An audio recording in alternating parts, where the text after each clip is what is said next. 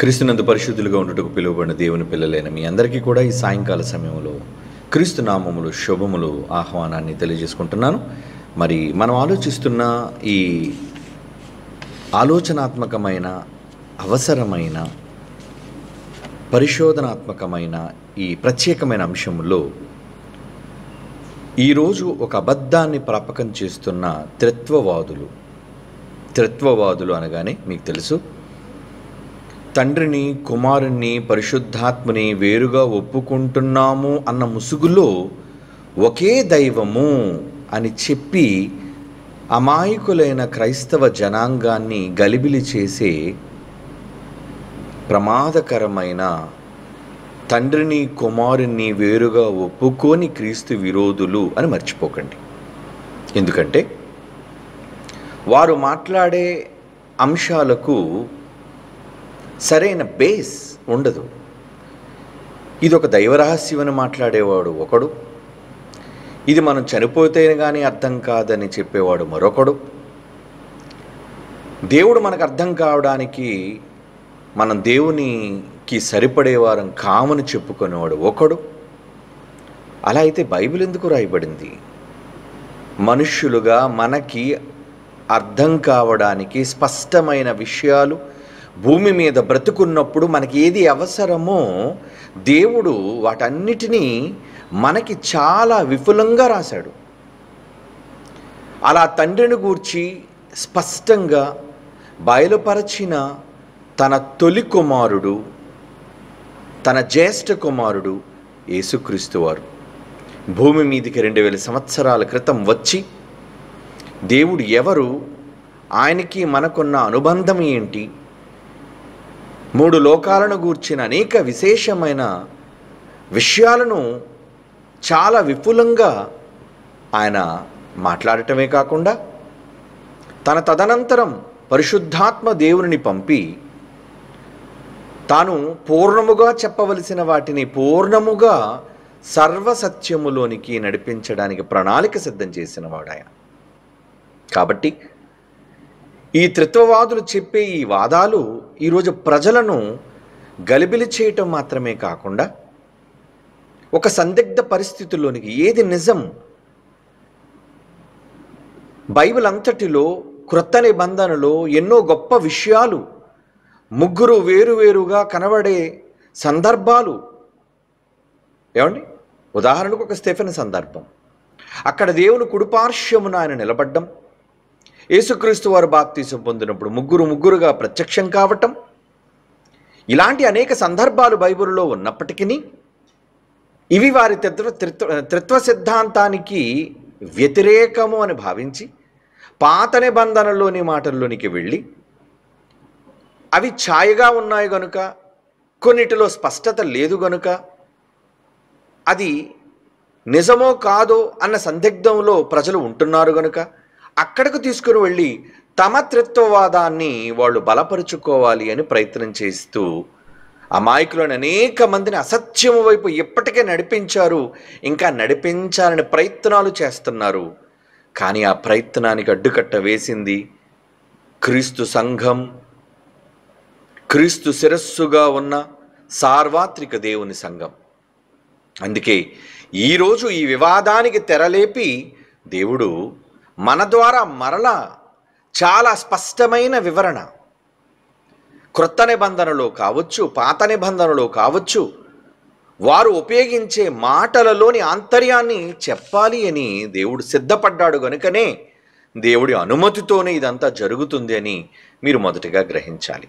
కనుక ప్రియులారా, వీరు ఎక్కువగా పాత నిబంధన విషయంలో వాళ్ళు మాట్లాడుతూ, పాత నిబంధనలో వాళ్ళకు అనుకూలంగా అనేక సందర్భాలు కనబడుతుంటాయి కనుక వాటిని చూపించి మనల్ని కన్ఫ్యూజ్ చేసే ప్రయత్నాన్ని వాళ్ళు చేస్తూ ఉంటారు. కనుక మీరు దేనికి కన్ఫ్యూజన్లోనికి వెళ్ళవలసిన అవసరత లేదు, సందిగ్ధంలోనికి వెళ్ళవలసిన ఆవశ్యకత లేదు.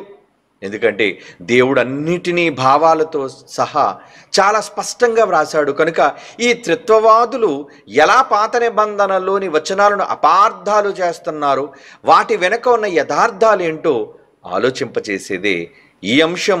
ఇది రెండో భాగాన్ని మనం మాట్లాడుకుంటున్నాం. కనుక యేసుక్రీస్తు వారిని గురించి పాత ధర్మశాస్త్రంలో ఉందంటే ఒకటి రెండు మాటలు చదువుకొని వీళ్ళు ఎలా అపార్థ చేస్తున్నారు అనే దాంట్లోనికి చాలా క్షుణ్ణంగా మనం పరిశీలిద్దాం. లూకాసు వార్త 24వ అధ్యాయం 44వ వచనాన్ని చూడగలిగితే ప్రియులారా, లూకాసు వార్త 24వ అధ్యాయం 44వ వచనం అంతటా ఆయన అంటున్నారు, మోషే ధర్మశాస్త్రములోను ప్రవక్తల గ్రంథములలోను కీర్తనలలోను నన్ను గూర్చి వ్రాయబడినవన్నీ నెరవేరవలనని. అలాగని యెషయాలోని మిగిలిన ప్రవక్తల గ్రంథాల్లో లేవని కావు. ఏమండి, కీర్తనలు మాత్రమే చెప్పాడు అంటే అవి గాన రూపంలో ఉన్నాయి కనుక కీర్తనలను ప్రస్తావించడం జరిగింది. కనుక మోషే ధర్మశాస్త్రములో కావచ్చు, ప్రవక్తల గ్రంథముల్లో కావచ్చు, కీర్తనల్లో నన్ను గూర్చి వ్రాయబడినవన్నీ నెరవేరినవని యేసుక్రీస్తు వారు ఆయన తిరిగి లేచాక ఈ సందర్భాన్ని జ్ఞాపకం చేస్తున్నారంటే ఆయనను గూర్చిన ప్రవచనములు నెరవేరవలసినవి పాత నిబంధనలో కూడా ఉన్నాయి అనే విషయాన్ని చెబుతున్నారు. అలాగే రోమీలకు రాసిన పత్రిక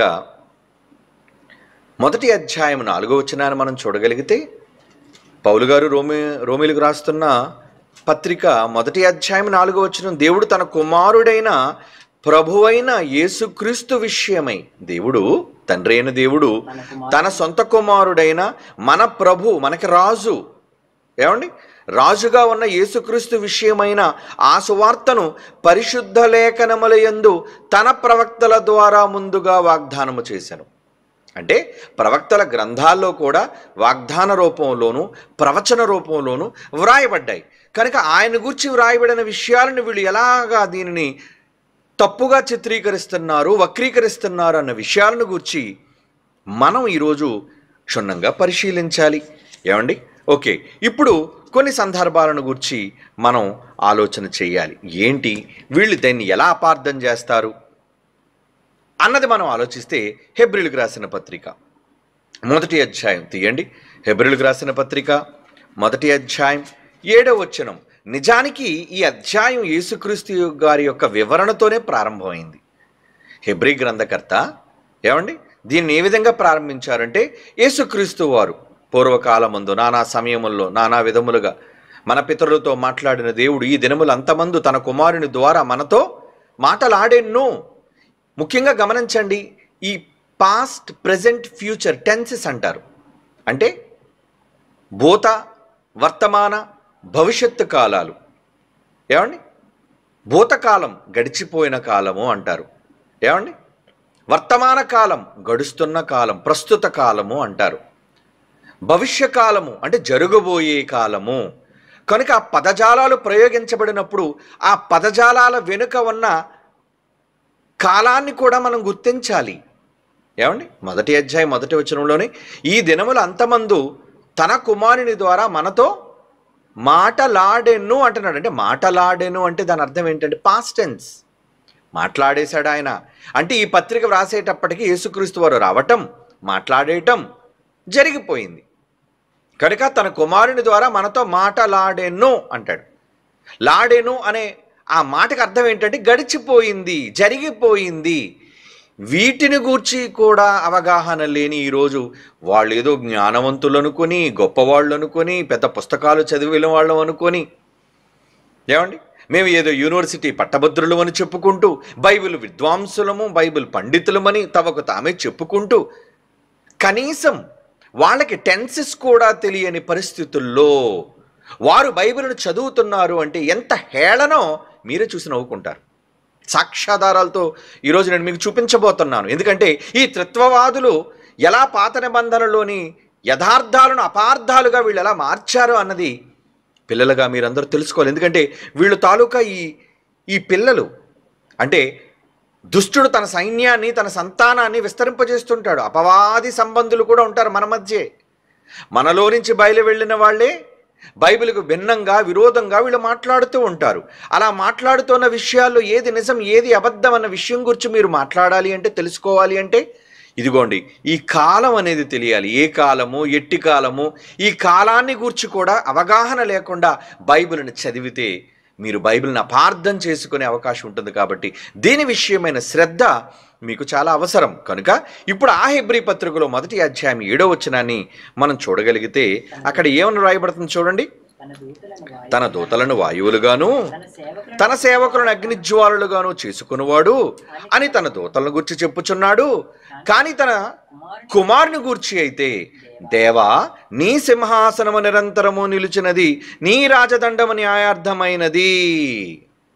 ఏమండి, ఈ మాటను వీళ్ళు చూపించి, అంటే తండ్రి అయిన దేవుడు తన కుమారుడైన దేవుణ్ణి కూడా ఏమని పిలుస్తున్నాడు?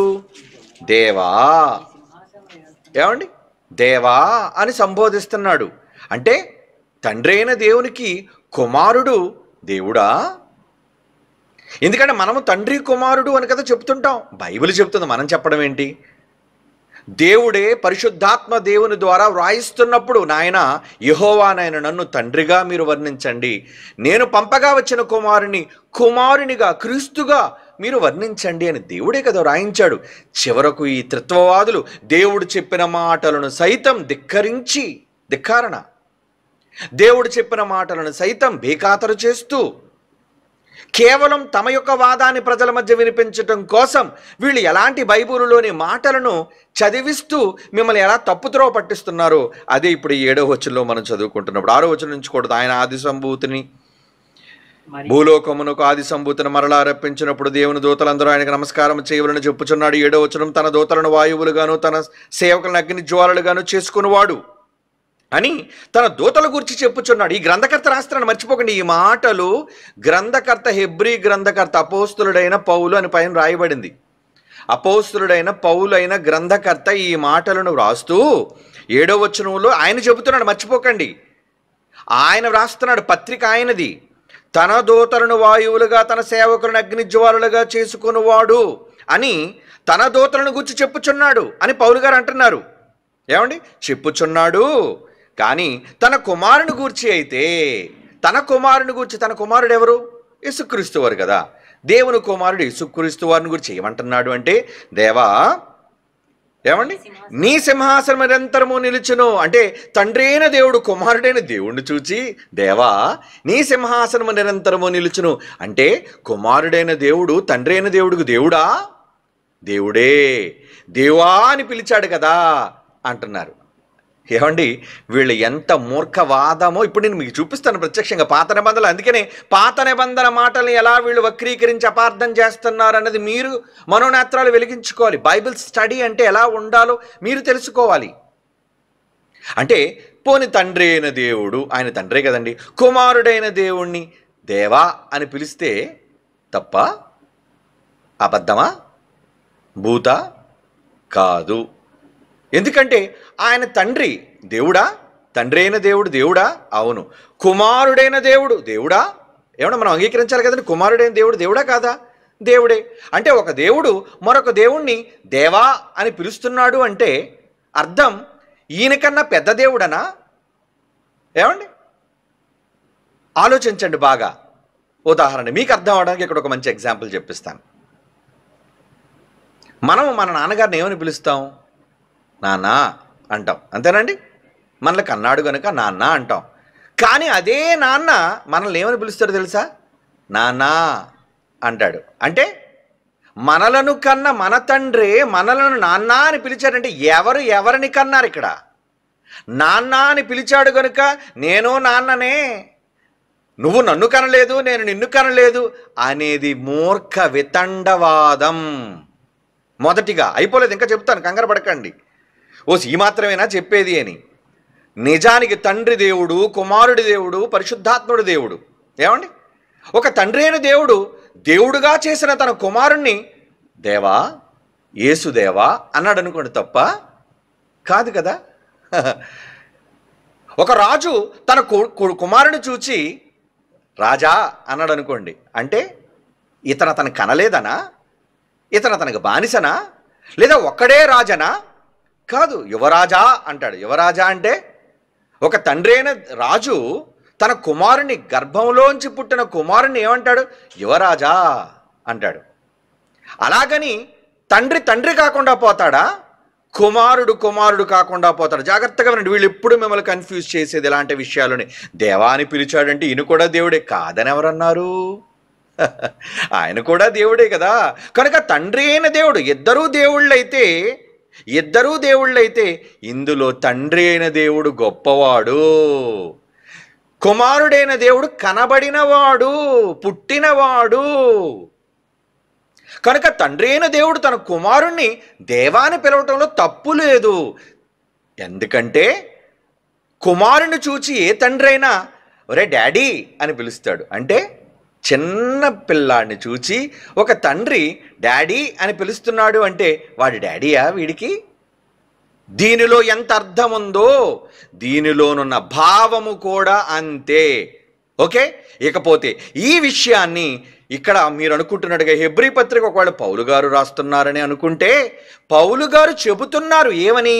ఇక్కడ మాట కాదది, అది ఎక్కడ మాటో ఇప్పుడు మీరు చూడాలి. ఎక్కడ మాటది చూడండి. ఇప్పుడు కీర్తనల గ్రంథము 45వ కీర్తన, కీర్తనల గ్రంథము 45వ కీర్తన మొదటి వచనం నుంచి చదువుతున్నాను చూడండి. 45వ కీర్తన మొదటి వచనం. ఏమండి, ఇది కోరహు కుమారులు రచించిన కీర్తన. మర్చిపోకండి, కోరహు కుమారులు. ఒక దివ్యమైన సంగతి నా హృదయంలో బహు గొప్పొంగుచున్నది, నేను రాజును గూర్చి రచించిన దానిని పలికెదను. ఒక రాజు కోసం రాయాలనుకుంటున్నాను, నా నాలుక త్వరగా వ్రాయమని కలమవలేనున్నది. నరుల కంటే నీవు అతి సుందరుడు. ఆ రాజును పొగుడుతున్నాడు. ఎవరు పొగుడుతున్నారు ఇక్కడ? రెఫరెన్స్ టు ద కాంటెక్స్ట్, అంటే సందర్భ సహితమైన జ్ఞానం కావాలి. అంటే కోరహ కుమారులు ఒక రాజును గూర్చి పరిశుద్ధాత్మ ప్రేరణ చేత వాళ్ళు రాస్తున్నారు. ఏమని రాస్తున్నారు? నరుల కంటే నీవు అతి సుందరుడు అయి ఉన్నావు, నీ పెదవుల మీద దయారసము పోయబడి ఉన్నది, కావున దేవుడు నిత్యము నిన్ను ఆశీర్వదించిన. అంటే ఒక దేవుడున్నాడు, ఆ దేవుడు రాజైన నిన్ను ఆశీర్వదించును. అవునా? అంటే ఇక్కడ ఇద్దరు దేవుళ్ళు కనబడుతున్నారా? ఏ రాజు కోసమైతే వీళ్ళు కోరహ కుమారులు ఈ కీర్తన రచిస్తున్నారో ఆ రాజు, కావున దేవుడు అంటున్నాడు నిన్ను అంటే నరుల కంటే నీవు సుందరుడు అని ఏ రాజు కోసం వీళ్ళు చెబుతున్నారో ఆ రాజు కోసం అన్నాడు. కావున దేవుడు నిత్యము నిన్ను ఆశీర్వదించును, రాజుగా నిన్ను ఆశీర్వదిస్తాడు అంటున్నారు. 3వ వచనం, శూరుడా నీ కత్తి మొలలు కట్టుకొనుము, నీ తేజస్సును నీ ప్రభావమును ధరించుకొనుము, సత్యమును వినయముతో కూడిన నీతిని స్థాపించుటకు నీ ప్రభావము ధరించుకుని వాహనమెక్కి బయలుదేరుము, నీ దక్షిణాస్తము భీకరమైనది జరిగించుటకు నీకు నేర్పును. 5వ వచనం, నీ బాణములు వాడిగలవి, నీ ప్రజలు నీ చేత కూలుదురు, నీ బాణములు రాజు శత్రువులు గుండెలలో చొచ్చును. 6వ వచనం, దేవా నీ సింహాసనము నిరంతరము నిలుచును, నీ రాజదండము న్యాయార్థమైన దండమని ఎవరంటున్నారు ఇక్కడ? దేవా అని ఎవరు సంబోధిస్తున్నారు? కోరహ కుమారులు ఆ రాజుని అంటున్నారు దేవా అంటున్నారు. కోరహ కుమారులు దేవా నీ రాజ్యము నీ సింహాసనము నిరంతరము నిలుచును, నీ రాజదండము న్యాయార్థమైన దండము అని కోరహ కుమారులు కీర్తన గ్రంథములో అదే అంటున్నాను. పాత నిబంధనలో యథార్థం ఇది. పాత నిబంధనలో క్రీస్తు వారిని గూర్చి వ్రాయడని ప్రవచనం ఇది. ఈ ప్రవచనంలో కోరహ కుమారులు అంటున్నారు ఎవరిని? రాజుని. దేవా, అర్థమైందా మీకు? దేవా నీ సింహాసనము నిరంతరము నిలుచునయ్యా. ఇక్కడ దేవుడు అంటున్న మాట కాదిది. ఇక్కడ తండ్రి అయిన దేవుడు కుమారుని చూచి దేవా అని అంటున్న మాట కాదిది. కానీ వక్ర బుద్ధి కలిగిన వాళ్ళు, వంకర బుద్ధి, వంకర అనగానే పాము, సర్ప సంతానము, ఈ పాము పిల్లలు వీళ్ళందరూ కూడా ఏం చేస్తున్నారంటే అది కూడా వంకరగా తిప్పి దేవా అన్నాడుగా. ఎవరెవరన్నారు వాళ్ళందరినీ గుర్తుపెట్టుకోండి. చాలామంది ఉంటారు, కొంతమందిని చూపిస్తాను కూడా. ఎందుకంటే నేను జనరల్గా చెప్పటం వల్ల ఎవరా అన్నది మీరు సందేహంలో ఉంటున్నారు కాబట్టి కొన్ని సందర్భాలు ప్రత్యక్షంగా ఈ దొంగలను గురించి మీకు చెప్పాలి, వాళ్ళ మొహాలను చూపించాలి. పోలీస్ స్టేషన్ ఎలాగైతే దొంగలు ముఖాలు పెట్టి ఇదిగో ఎక్కడైనా ఈ చైన్ దొంగలు, ఎక్కడైనా ఈ గొలుసు దొంగలు కనబడితే జాగ్రత్త అని వార్నింగ్ చెబుతారో, ఏమండి అసలు వీళ్ళ గురించి ఎత్తకూడదు, అసలు వీళ్ళు మాటలు ఆడకూడదు, ఎందుకంటే వీళ్ళ స్థాయి లేదు అనుకొని చాలా సందర్భాల్లో ఎత్తలేదు. కానీ సాక్ష్యాధారాలతో కొన్ని సందర్భాల్లో చెప్పవలసి వచ్చినప్పుడు నిజానికి మిమ్మల్ని వాళ్ళ గురించి మీకు తెలియాలి, మీరు తెలుసుకోవాలి. ఎవరన్నారు ఈ మాట అని తెలుసుకోవాలి. ఎందుకంటే దేవా అని అంటున్నాడు అంటే తండ్రి అయిన దేవుడు కుమారుడైన దేవుడిని దేవా అంటున్నారని హెబ్రీ పత్రికలోని మాటను వక్రంగా తిప్పారు. నిజానికి అది కీర్తన గ్రంథం 45వ కీర్తనలోని కోరహ కుమారులు యేసుక్రీస్తు వారు రాజును గూర్చి రాస్తున్న మాటలో దేవా అన్న మాట ఉంది. ఆ మాటను కాపీ పేస్ట్ చేశాడు ఎవరో? హెబ్రీ పత్రిక రాసిన మొదటి అధ్యాయం 7వ వచనంలో పౌలు ఏమండి మీకు అర్థమవుతుందా? కనుక ఇక్కడ ఏమంటున్నాడు చూడండి, దేవా నీ సింహాసనం నిరంతరము నిలుచును, నీ రాజదండము న్యాయార్థమైన దండము. 7వ వచనం చూడండి, నీవు నీతిని ప్రేమించితివి, భక్తిహీనతను ద్వేషించున్నావు. కావున ఇక్కడ చూడండి మరలా, కావున దేవుడు నీ దేవుడే, దేవుడు రాజువైన నీ దేవుడే చెలికాండ్ర కంటే హెచ్చుగా నిన్ను ఆనంద తైలములు అభిషేకించి ఉన్నాడు. చూసారు ఎంత క్లారిటీ, స్పష్టంగా ఉందండి పాత నిబంధనలోని మాట. అంటే రాజు దేవుడైతే, దేవా నీ సింహాసనం ఉన్నదే అది నిరంతరము ఉంటుందని, కావున 7వ వచనములో దేవుడు నీ దేవుడే, రాజైన నీ దేవుడే చెలికాండ్ర కంటే అంటే నీ స్నేహితుల కంటే చుట్టూ ఉన్న వాళ్ళ కంటే నిన్ను ఆనంద తైలముతో అభిషేకించి ఉన్నాడు. అంటే ఇక్కడ కూడా ఇద్దరు దేవుళ్ళ గురించి చెబుతున్నాడు. తండ్రి అయిన దేవుడు, రాజుగా కుమారుడైన దేవుడిని నిన్ను గూర్చి ఆయన అంటున్నాడు అని, దేవా నీ సింహాసనం నిరంతరము నిలుచును అని 6వ వచనంలో ఎవరి కోసం మాట్లాడుతున్నారు ఆ మాట? ఇప్పుడు చూడండి ఎంత స్పష్టంగా మీకు అర్థమైందో. ఈ మాట వెనక ఉన్న రహస్యం ఏంటంటే, కోరహు కుమారులు ఆ రాజును గూర్చి వర్ణిస్తూ, రాజా నీ సింహాసనము, దేవా నీ సింహాసనము నిరంతరము నిలుచును అని చెప్పి 7వ వచనంలో దేవుడు నీ దేవుడే అంటే ఈ దేవుడికి మరొక దేవుడు ఉన్నాడా? యేసుకు కూడా దేవుడు ఉన్నాడా? ఉన్నాడు. ఎవరాయన? తండ్రి అయిన దేవుడు. ఎంత స్పష్టంగా ఉందండి. అంటే హెబ్రీ పత్రిక మొదటి అధ్యాయం 7వ వచనంలో రాయబడిన మాట కీర్తన గ్రంథములోని 45వ కీర్తనలోని 6వ వచనంలోని కాపీ పేస్ట్ అయిన మాట. మర్చిపోకండి, కాపీ పేస్ట్ అయిన మాట. క్లారిటీ వచ్చిందా మీకు? కానీ దీన్ని వక్రీకరించి వీళ్ళు ఏ విధంగా తిప్పుతున్నారు అంటే, అక్కడ మాట తీసుకొచ్చి ఇక్కడ దేవా అంటున్నాడంటే ఎవరిని అంటున్నారు? తన కుమారుని కూడా దేవుడు అంటున్నాడు కాబట్టి సమానమైన దేవుడు అని ఈ గీతలు దాటి సాగదీసి, అబ్బబ్బా ఏం చెబుతున్నారండి. ఈ మాటలకు మోసపోకండి, ఈ మాటలకు మోసపోకండి. ఇది యథార్థం. పాత నిబంధనలోని అపార్థాన్ని వీళ్ళు చేశారు. ఇంకా అయిపోలేదు, బాణాలు చాలా ఉన్నాయి వీళ్ళకి. ఈ త్రిత్వవాదులు గుండెలను చీల్చే అనేక బాణాలు, సత్యాలు, వాస్తవాలతో సహా విత్ ప్రూఫ్స్, సాక్ష్యాధారాలతో బైబిల్ నుంచండి. ఏమండి వాళ్ళ వ్యక్తిగతమైన విషయాలను గురించి ఎప్పుడు ఎవరు మనం మాట్లాడకూడదు. మీలో ఎవరు పిల్లలు, అది మా పిల్లలైనా ఎవరి పిల్లలైనా ఎవ్వరు దయచేసి ఇతర వ్యక్తిగత విషయాలు మాట్లాడకండి. Only Bible to Bible. బైబిల్లో వాళ్ళు చెప్పిన దాన్ని ఖండిస్తూ బైబిల్కి సంబంధించిన కౌంటర్లు మాట్లాడండి, అంతేగాని ఎప్పుడు బాడీ షేమింగ్ కానీ ఎప్పుడు వ్యక్తిగతమైన దూషణలు కానీ దయచేసి మీరు చెయ్యకూడదు. అది తప్పు, అది మనకి కాని పని, కూడని పనిది. కనుక పిల్లలారా ఇక్కడ మీరు జాగ్రత్తగా ఆలోచించండి. ఇప్పుడు మరొక విషయాన్ని గురించి ఇప్పుడు మరలా మీకు తెలియజేస్తాను. అదేంటంటే పాత నిబంధనలో ఉన్న విషయాలు, కొన్ని విషయాలు మాత్రమే ఈయనకి అప్లై చేస్తే అన్ని విషయాలకి అప్లై చేసేయాలి అనే ఒక తప్పుడు మంత్రం వీళ్ళ దగ్గర ఉందండి. అంటే ఏంటి? ఎక్కడైనా జ్ఞానం అని ఉందనుకోండి, ప్రతి చోట జ్ఞానానికి అదే పదమా, అదే అర్థమా? మనం మీకు చెప్పాను చూసారా, ఎర్ర చీర కట్టుకునేది నా భార్య అంటే ఏ స్త్రీ ఎర్ర చీర కట్టుకున్నా నీ భార్య కాదు సోదరా. నీ భార్య కూడా ఎర్రచీర కట్టుకుని ఉంటే ఉండొచ్చేమో, కానీ తేడా ఉంది. నీ భార్యకి ఎర్ర చీర కట్టుకుని ఇతర స్త్రీలకు తేడా ఉంది. అలాగే ఒక పదం బైబిల్లో పదే పదే ప్రయోగించబడినంత మాత్రాన ఒకేసారి అన్ని పదాలకు ఏకార్థాన్ని తీయటం అనేది పెడార్థం. మర్చిపోకండి. ఇది తెలియక చాలామంది ఇతరత్వవాదులైన వారు మీలో కలవరాన్ని బయలుదేరదీయడానికి తమ సిద్ధాంతం, బేస్లెస్ సిద్ధాంతం, ఎరాస్మస్ చెప్పిన తప్పుడు సిద్ధాంతం, అది ప్రారంభం నుంచి చెబుతున్నాను, ఈ పెద్ద స్కామ్ ఏమంటే ట్రినిటీ అన్నది పెద్ద స్కామ్. చరిత్ర ద్వారా నిరూపించబడింది. దానికోసం ఈ దొంగలు మాట్లాడరు, ఎందుకంటే ఇప్పటికే వాళ్ళ పునాదులు కదిలిపోతున్నాయి.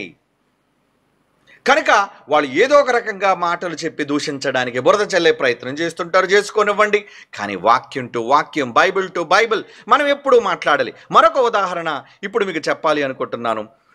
ఏమండి, బైబిల్లో రాయబడిన ఏవైతే ఉన్నాయో, క్రొత్త నిబంధన కావచ్చు, పాత నిబంధన కావచ్చు, వాటి యొక్క ప్రవచనాలు, వాటి యొక్క నెరవేర్పు, క్రొత్త నిబంధన, పాత నిబంధన, వీటిలో మనకి దొరుకుతుంది. కనుక దానికి సంబంధించిన విషయాన్ని గురించి మనం ఇక్కడ ఆలోచించాలి. ఎవరికి ఏ మాట వర్తింప చేయాలి అనే దాని గురించి కూడా మీకు క్లారిటీ కావాలి.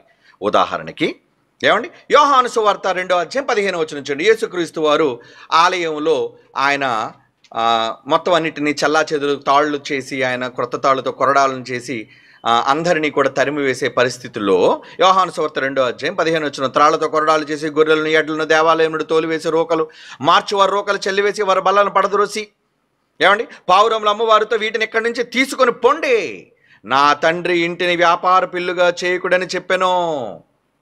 ఏమండి, ఈ మాట ఎక్కడిది? ఆయన శిష్యులు నీ ఇంటిని గూర్చిన ఆసక్తులను భక్షించుచున్నదని వ్రాయబడి ఉన్నట్టు జ్ఞాపకము చేసుకొని. ఆహా, ఈయన ఈ మాట అంటున్నారంటే ఈ మాట ఎక్కడ రాయబడింది? నీ ఇంటిని గూర్చిన ఆసక్తి.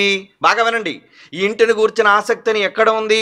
కీర్తనల గ్రంథము 69వ కీర్తన, జాగ్రత్తగా తీయండి. కీర్తనల గ్రంథము 69వ కీర్తన, కీర్తనల గ్రంథం 69వ కీర్తన 9వ వచనం చూడండి. 9వ వచనం, నీ ఇంటిని గూర్చిన ఆసక్తి నన్ను భక్షించుచున్నది, నిన్ను నిందించు వారి నిందలు నా మీద పడి ఉన్నవి. ఏమండి, యేసుక్రీస్తు వారికి క్రొత్త నిబంధనలు ఏ మాటలైతే ఆపాదించబడ్డాయో, ఏ సందర్భాలైతే ఆపాదించబడ్డాయో వాటిని మాత్రమే పాత నిబంధనలో పరిగణించాలి. అధ్యాయం అంతా యేసుప్రభుదంటే ఎలా? అది ఒకళ్ళు సూట్ అయింది అనుకోండి, అధ్యాయం అంతా యేసుప్రభుకే సూట్ అయింది అనుకోండి, దాన్ని మీరు తీసుకోండి, అమలులోనికి తీసుకోండి, దాన్ని ఆపాదించండి. కానీ ఆపాదించకూడని చోట కూడా యేసుప్రభుని ఆపాదించేస్తే ఎలా ఆపాదించాలో సాక్ష్యంతో ఇప్పుడు మీకు చూపిస్తాను నేను. Don't worry, because I have all evidences and proofs in బైబిలేనండి నా ప్రూఫ్, ఇంకేముంది? ఏమండి, సో ఇక్కడ మీరు ఆలోచించాల్సిన విషయం ఏంటంటే, ఆయన ఇంటిని గూర్చిన ఆసక్తి భక్షిస్తుంది అన్నది 69 కీర్తనలోని 9వ వచనంలో రాయబడింది. కాబట్టి అక్కడి మాట అది ప్రవచన నెరవేర్పు అని ఒకవేళ మనం అనుకుంటే, ఏమండి, పైకి వెళదాం. మొదటి వచనం నుంచి మనం చూడగలిగితే, దేవా జలములు నా ప్రాణం మీద పొర్లుచున్నవి అంటే కొన్ని దావీదు గారు ఆయన కష్టాలు, ఆయన సమస్యలు, ఆయన బాధలు, ఆయన ఇబ్బందులు కూడా చెప్పుకుంటూ మధ్యలో యేసుక్రీస్తు వారిని గురించి కొన్ని మాటలు ప్రవచించాడు ఆయన. అంతేగాని దావీదు గారు చెప్పిన ప్రతి మాట యేసుప్రభుదని కాదు, యేసుప్రభు గారి గురించి రాయబడిన ప్రతి మాట ఆయనది కాకుండా పోదు. ఈ విషయంలో మీరు చాలా అలర్ట్గా ఉండాలి. కనుక 2వ వచనం, నిలువయ్యని అగాధమైన దొంగ ఊబిలో నేను దిగిపోచున్నాను, అగాధ జలములలో నేను దిగబడి ఉన్నాను, వరదలను ముంచివేయుచున్నవి. ఇది దావీదు గారు మాట్లాడుకుంటున్నారు. ఏమండి, నేను మొరపెట్టు చేత అలసి ఉన్నాను, నా గొంతుకి ఎండిపోయాను, నా దేవుని కొరకు కనిపెట్టు చేత నా కనులు క్షీణించిపోయాను, నిర్నిమిత్తముగా నా మీద పగబట్టేవారు. ఇది మళ్ళీ యేసుప్రభు వారికి వర్తిస్తుంది. నిర్నిమిత్తముగా నా మీద పగబట్టేవారు నా తల వెంట్రుకల కంటే విస్తారముగా ఉన్నారు, అబద్ధం బట్టి నాకు శత్రువులైన వారు నన్ను సంహరింపగోరువారు, అనేకులు నేను దోచుకును కొనని దానిని నేను ఇచ్చుకొనవలసి వచ్చను. ఏమండి, 5వ వచనం, దేవా నా బుద్ధిహీనత నీకు తెలిసై ఉన్నది.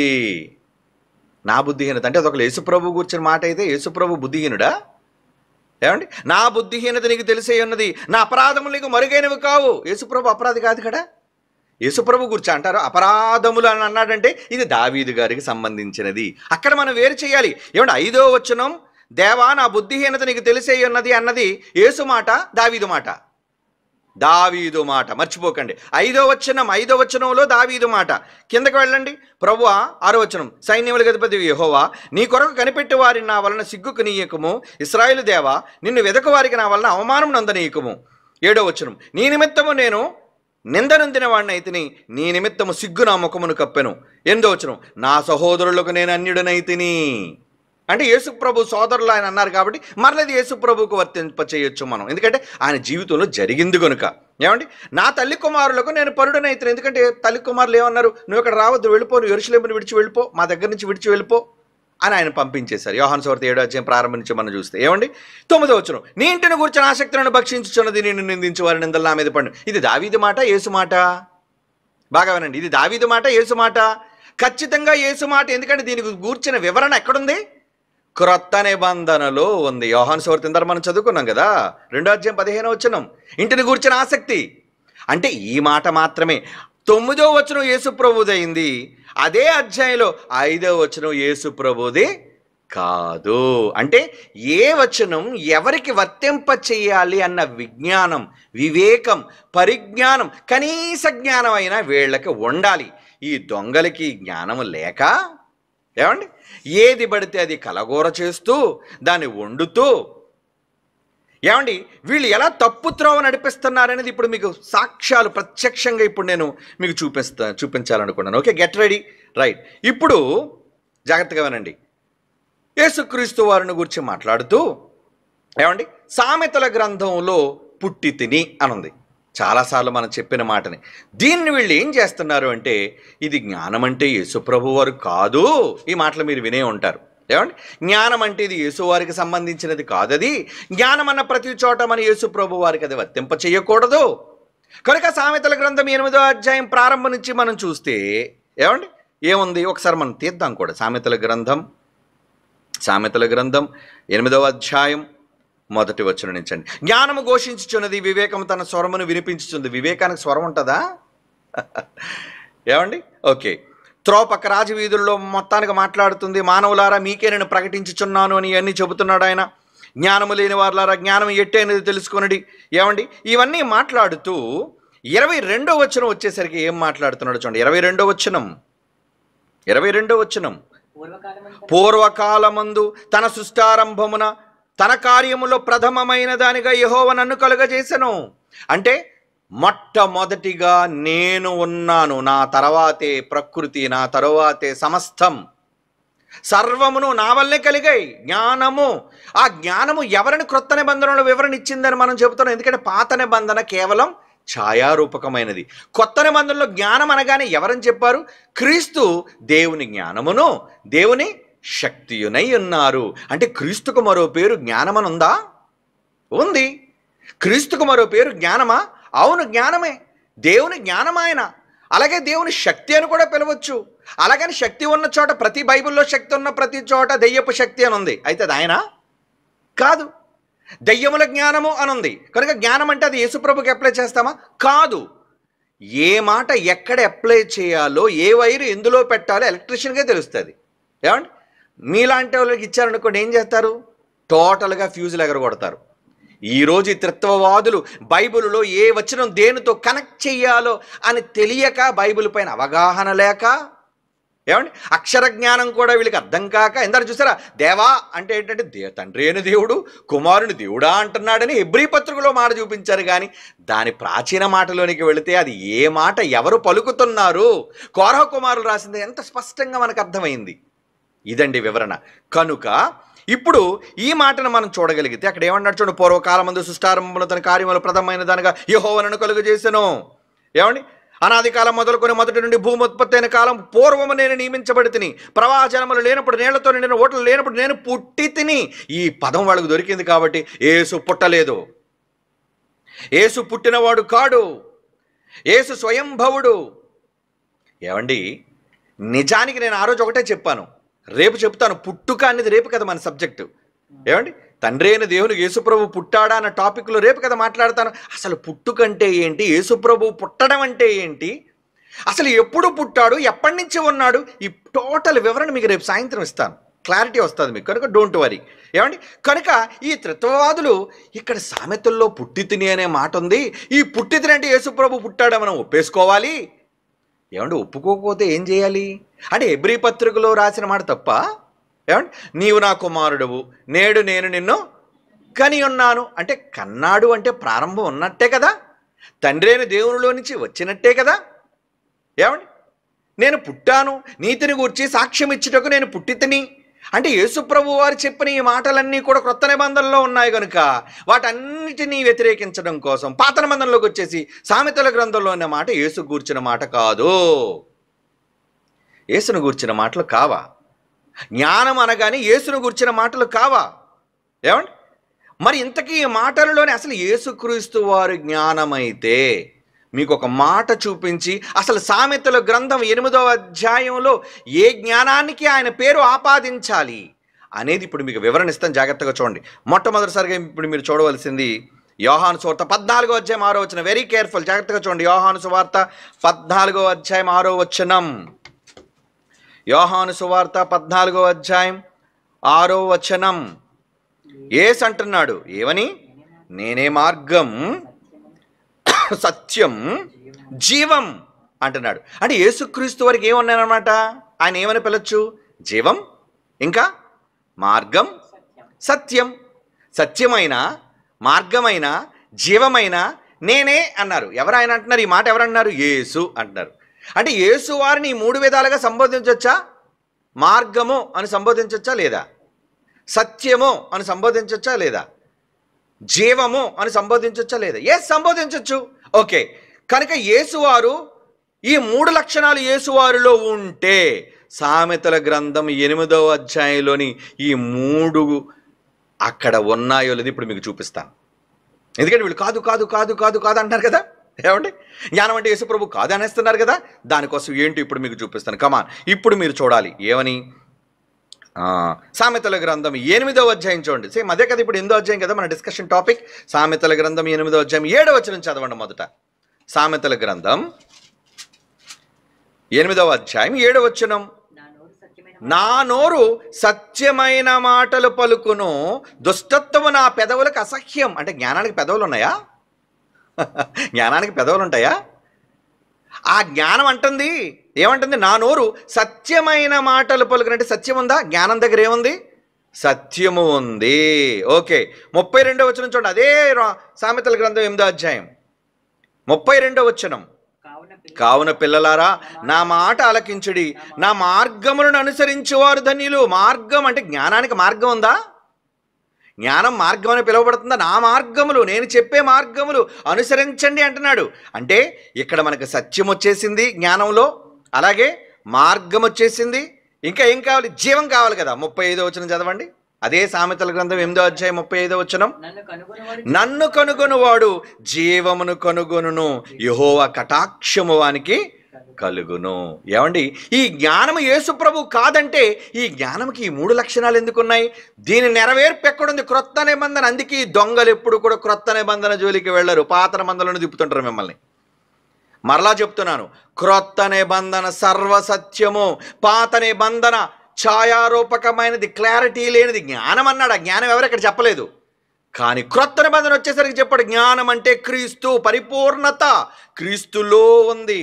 క్రీస్తే బయలుపరిచాడు, క్రీస్తు వచ్చి చెప్పాడు. అక్కడ జ్ఞానం ఎవరంటే ఆ జ్ఞానం నేనేం రా. ఒరే త్రిత్వవాదులారా, ఒరే అంధులారా, వినండిరా, ఆ జ్ఞానము నేనే.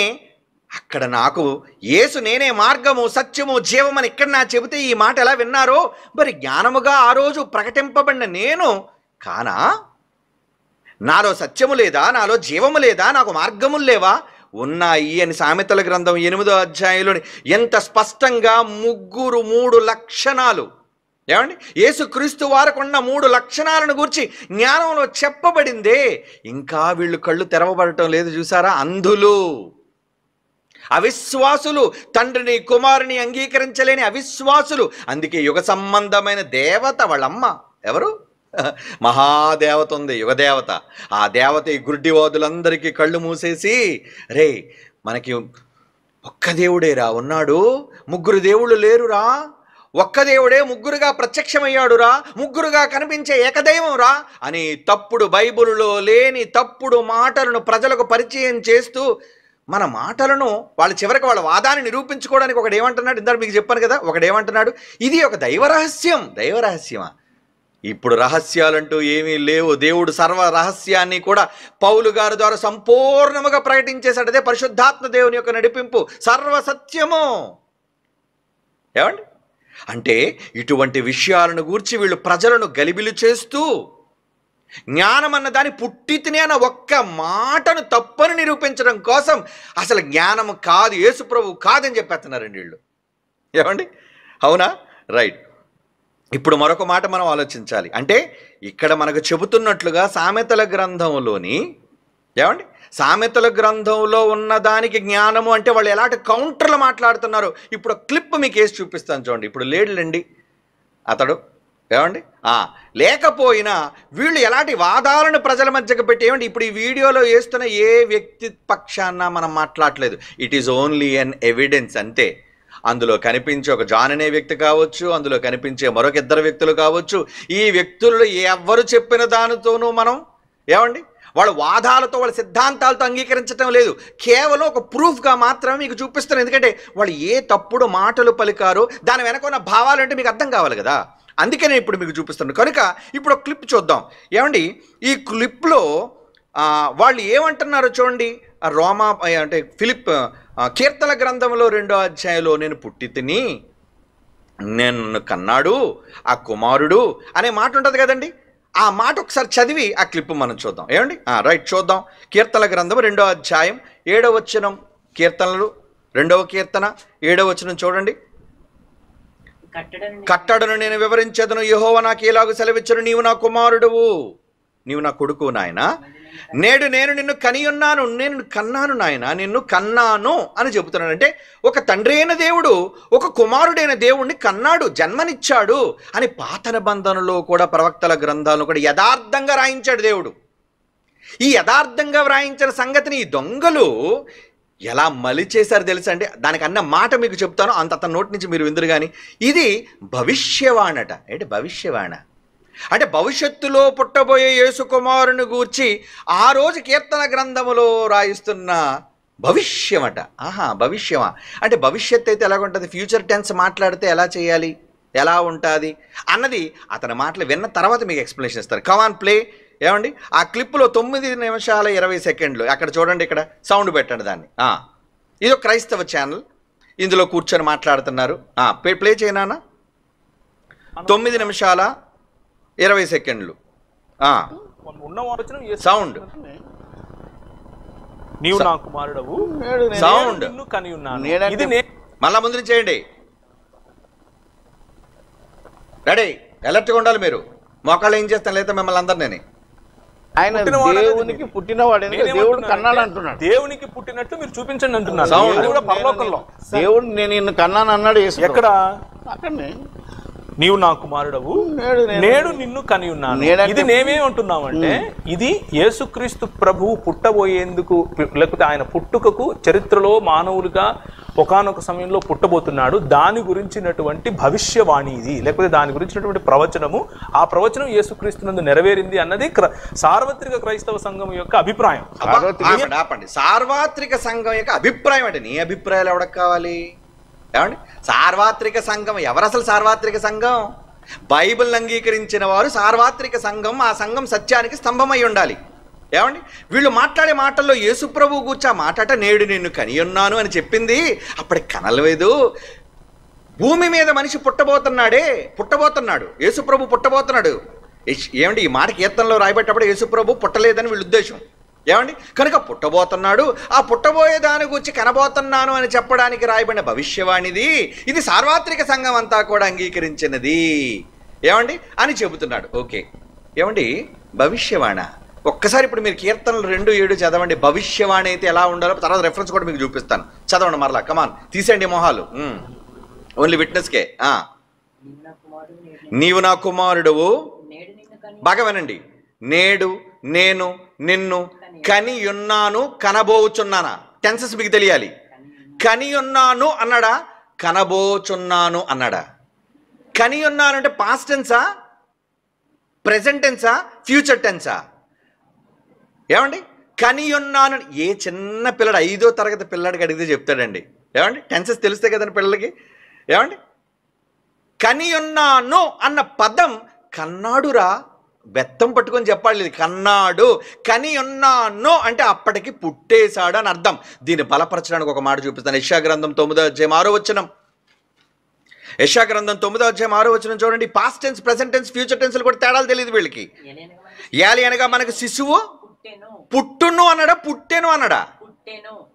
అంటే పదాల వెనక ఉన్న భావం. పుట్టెను అంటే పుట్టేశాడు అంటే యెషయా గారి మాట రాసేటప్పటికి మరియమ్మ ఇంకా కనలేదు కదండి. ఇది భవిష్యవాణి అని చెప్పకూడదు. భవిష్యవాణి కాదు, ఇది భవిష్యవాణి కాదు.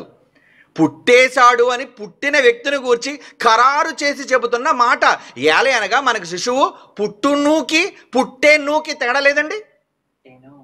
It's already done. పుట్టేశాడు. అతని భుజముల మీద నెక్స్ట్ ఏం చెప్తున్నాడు చూడండి. అతని భుజముల మీద రాజ్యభారము ఉండును. ఉండునంటే భవిష్యత్తులో ఆయన రాజు అయిపోబోతున్నాడు. ఆ రాజుగా ఆయనకు నేను భారం పెడతాను. ఏమండి రాజదండాన్ని పట్టుకుంటాడు ఆయన. ఏమండి రాజుగా నేను చేయబోతున్నాను ఆయన్ని. ఏమండి యూదుల రాజుగా పుట్టబోతున్నాడు ఆయన. ఇదంతా చూడండి. అక్కడ ఏమనుంది మళ్ళా జరిగిపోయినట్టు లేదా? ఆ టెన్సెస్ ఎలా ఉన్నాయి మీకు చెప్పండి. అతని యాలే అనగా మనకు శిశువు పుట్టెను, మనకు కుమారుడు అనుగ్రహింపబడి. రెండోసారి అనుగ్రహింపబడునా బడెనువా? బడెను జరిగిపోయింది. ఆయన భుజము మీద రాజ్యభారం ఉన్నది అనలేదు, ఉండును.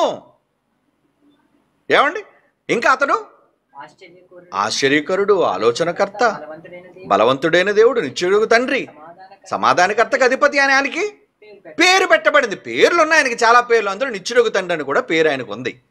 అంటే ఈ మాట ప్రకారంగా యేసుప్రభు పుట్టాడా లేదా? అప్పటికే పుట్టేశాడు. అబ్రహాం పుట్టక మునిపే ఉన్నానని కమిట్మెంట్ ఇచ్చాడు కదండి. నేను ముందే ఉన్నాను. మన కుమారుడు అనుగ్రహింపబడ్డాడు, ఇంకా పుట్టాడు, ఉన్నాడు. ఏమనుందో మొదటి మాట ఏమనుందో? శిశువు పుట్టెను. పుట్టాడా శిశువు? యేసుప్రభు పుట్టాడా? ఏ శిశువు కోసం మాట్లాడుతున్నా ఇక్కడ? రాజుగా కాబోయే యేసు క్రీస్తు అనే శిశువు గురించి చెబుతూ పుట్టెను అంటున్నాడు. పాస్ట్ టెన్స్, జరిగిపోయింది. ఆయన ప్రారంభంలోనే తండ్రికి జ్యేష్ఠ కుమారుడుగా జన్మించాడు. ఏమండి? ఇప్పుడు భవిష్యత్తు చెప్పాలనుకోండి. ఇప్పుడు వీళ్ళు అన్నారు చూస్తారు భవిష్యవాణి అని, ఏదో పెద్ద పేరు అందంగా ఉందని చెప్తున్నారు భవిష్యవాణి అని. ఏమండి? ఆ భవిష్యవాణిలో ఒకళ్ళు అనుకుంటే ఆ భవిష్యవాణి ఎలాగుంటుందో వీళ్ళకి చూపిద్దాం ఇప్పుడు. ఏమండి? యెషయా గ్రంథం 7వ అధ్యాయం 14వ చూడండి. 9:6 కదా మనం చూసాం. పుట్టెను అని ఎక్కడుంది? అదే యెషయా ప్రవక్త 7వ అధ్యాయం 14వ ఏం చెప్తున్నాడు చూడండి. కాబట్టి ప్రభువు తానే ఒక సూచన చూపెను కాదు, చూపును. అంటే ఇదేంటి అర్థం? చూపించబోతున్నాడు, ఫ్యూచర్ లో జరగబోయేది అని అర్థం. ఆలకించుడి, కన్యక గర్భవతి అయి కుమారుని కని అతనికి ఇమ్మానుయేలని పేరు పెట్టెనువా? పెట్టును అంటే భవిష్యత్తులో జరగబోయేదాన్ని. జరిగిపోయింది వేరు, జరగబోయేది వేరు. ఇది ప్రవచనం. అప్పటికి ఇంకా యేసు ప్రభు కన్య గర్భాన పుట్టలేదు, కానీ తండ్రి దగ్గర పుట్టాడు, ఉన్నాడు. ఉన్న వ్యక్తిని గురించి పుట్టెను అంటున్నాడు. ఏమండి? బాగా వినండి బైబిల్లో మాటలు. జరగబోయే ప్రవచనను గురించి ఏమంటున్నాడు? కన్యక గర్భవతి కుమారుని కనును అంటున్నాడు. చూడండి మరి ఇప్పుడు కీర్తన 2:7 మరలా చదవండి. ఇప్పుడు ఇది past tense, present tense, future tense మనం చదివాం కదా. అక్షరాల జ్ఞానం అంటారు దీన్ని. అరే దుంపలపడికి వెళ్ళారా మీరేమైనా? ఎండాకాలం చదువా? అంటే చెప్పిన దానిలోని భావజాలం కూడా అర్థం కాని వీళ్ళు ఎలా అండి బోధకలైపోయారు వీళ్ళు. 2వ అధ్యాయం 7వ వచనం, యెహోవా నాకు ఇలాగ సెలవిచ్చాడు. నా తండ్రి యెహోవా అంటే తండ్రి నాకు సెలవిచ్చాడు. ఏమని?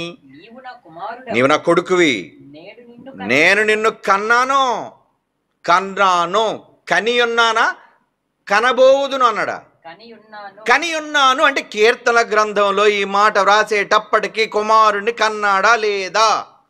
కన్నాడు అన్నది బైబిల్ చెప్పిన నిత్య సత్యం. ఈ యథార్థాన్ని ఎలా అపార్థం చేస్తారు చూసారు కొత్త నిబంధనలు వీళ్ళు. ఇది భవిష్యవాణి అన్నట్టు యేసుప్రభు కోసం చెప్పింది. ఎక్కడుంది బైబిల్లో? కీర్తన 2:7 జరగబోయే దాని గురించిన భవిష్యవాణిని ఎక్కడుంది బైబిల్లో?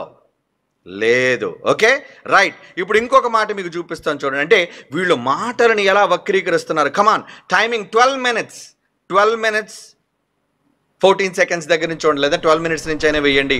ఇక్కడ వీళ్ళు ఏం చెప్తున్నారో చూడండి. జ్ఞానముతో అంటే జ్ఞానం పుట్టేసింది అంటారు కదా, ఈ జ్ఞానం యేసుప్రభు కాదు.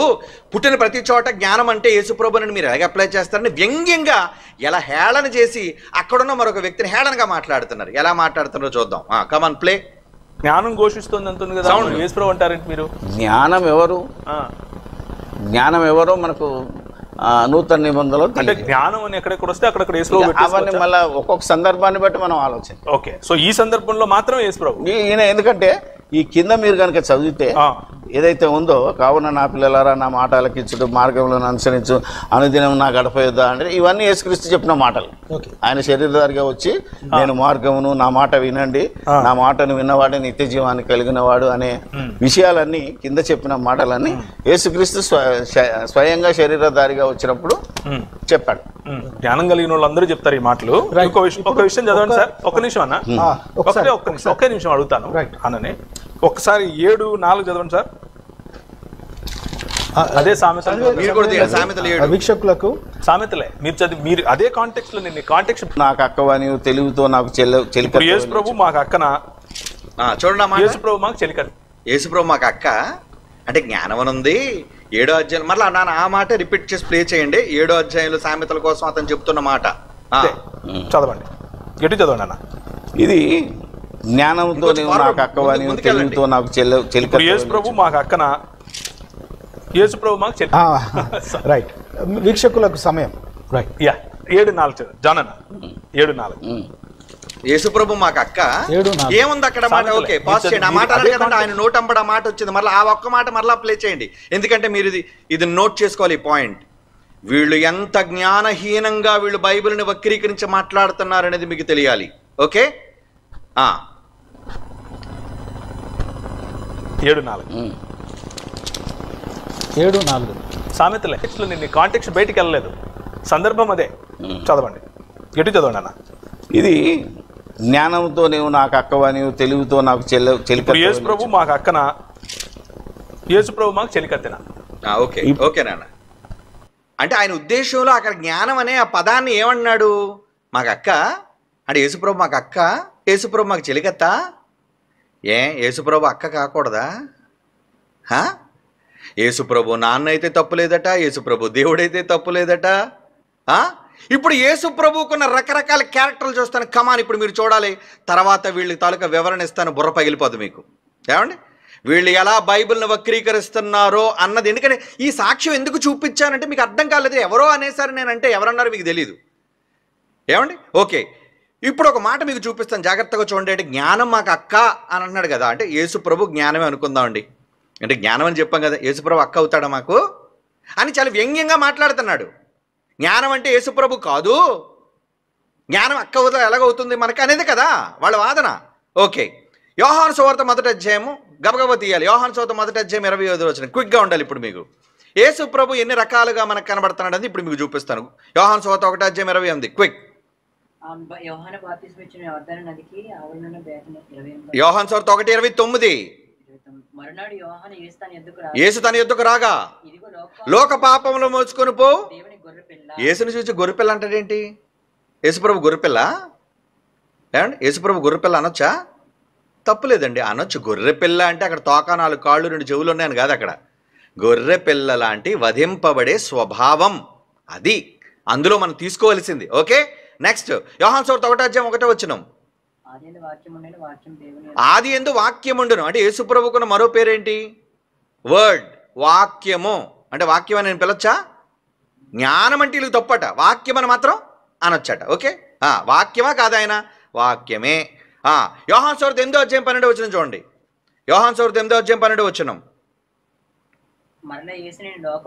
నేను లోకమునకు వెలుగు అన్నాడు. వెలుగా అంటే టార్చ్ లైటా? ఏమండి, హెలజిన్ లైటా? ఏ లైటు? ఏమండి, వెలుగు అన్నాడు. అంటే యేసుప్రభుని వెలుగని కూడా సంబోధించచ్చా? వెలుగుని సంబోధించవచ్చు, గొర్రెపిల్లని సంబోధించవచ్చు, వాక్యం అని సంబోధించవచ్చు. జ్ఞానం అని మాత్రం మనం అనకూడదు, తప్పు. వీళ్ళకి ఎందుకంటే పెద్ద భూత మాట, ఎందుకంటే పుట్టేశాడు అన్నారు కదా. పుట్టడం అనేది చాలా పెద్ద పాపం. మరి వీళ్ళు పుట్టుక పాపమో తెలీదు, మనందరి పుట్టుక పాపులుగా చేస్తున్నారో తెలీదు. అంటే పుట్టుకలో కూడా పాపాన్ని ఎతికే దౌర్భాగ్యులైన వాళ్ళు. ఏమండి, దేవుడు సంసారం చేసి కన్నాడు అనుకున్నారా? మనలా అంగాలతో కన్నాడు అనుకున్నారా? ఈ మూర్ఖులు అదే అనుకుంటున్నారు. ఈరోజు చాలామంది ఇతర విశ్వాసులైన వాళ్ళు దేవుడికి పిల్లలుగా మనల్ని ఒప్పుకోరు. ఎందుకంటే దేవుడికి మనం పిల్లలం ఏంటండి? మనం అంతా దేవునికి దాసులం అండి. ఖండానికి మనకి ఆయన ఏమైనా సంపర్కం చేశాడా? కనుక మన దేవుడికి కూడా మనం పిల్లలం కాదు అని క్రైస్తవులు కూడా ఈరోజు అలా మారిపోయారండి. క్రైస్తవులు కూడా ఏమన్నా తెలుసా అండి, మనం ఇప్పుడు దేవుడికి పిల్లలం కాదండి, మరేంటి జంతువులు కన్నా కొంచెం గట్టోళ్ళు. జంతువులు పెద్ద జంతువు అనమాట, నువ్వు సోషల్ యానిమల్ అని ఎవడ అన్నట్టు మనం కూడా ఒక సాంఘిక జీవి. దేవుని కుమారుడు మాత్రం అనడానికి నోరు రాదు. కోతికి పుట్టామని ఒప్పుకుంటాడు కానీ దేవుని కొడుకు అంటే మాత్రం ఒప్పుకోడు. ఏమండి, రైట్, వెలుగుని ఒప్పుకోవాలి. ఇప్పుడు ఇంకోటి చూద్దాం. యోహాను సువార్త 10వ అధ్యాయం 8వ వచనం చూడండి. యోహాను సువార్త 10వ అధ్యాయం 8వ వచనం. గొర్రెల పోవు ద్వారం నేనన్నాడు. గేట్ అయినా ఇందాడేమో గొర్రెపిల్ల అన్నాడు, ఇక్కడేమో ఆ గొర్రె వెళ్ళే ద్వారం నేను అంటున్నాడు. ఏమండి, ఇప్పుడు ఇంకోటి చూపిస్తాను చూడండి, వీళ్ళు షాక్ అయిపోయేది. 2 కొరింథీ 11:2. 2 కొరింథీ పత్రిక 11వ అధ్యాయం 2వ వచనం చూడండి. ఇక్కడ ఏమన్నాడు చూడండి. దేవాసక్తితో మీ ఎళ్ళ ఆసక్తి కలిగి ఉన్నాను, పవిత్రురాలైన కన్యక మీరైతే. ఒక్కడే పురుషుడు ఉన్నాడా? ఒక్క పురుషుడు క్రీస్తుకు సమర్పింపవలనని మిమ్మల్ని ప్రదానము చేసి తిని. అంటే క్రీస్తు భర్త ఎవరికి ప్రదానం చేస్తారు చెప్పండి? వరుడికి వధువుని ప్రదానం చేస్తారు, అంతేనా? ఇప్పుడు యేసుప్రభు ఎవరు? వరుడు. మీరెవరు? వధువా వధువులా? ఏమండి, అరే రూపకాలంకారం రా, మెటఫారికల్ లాంగ్వేజ్.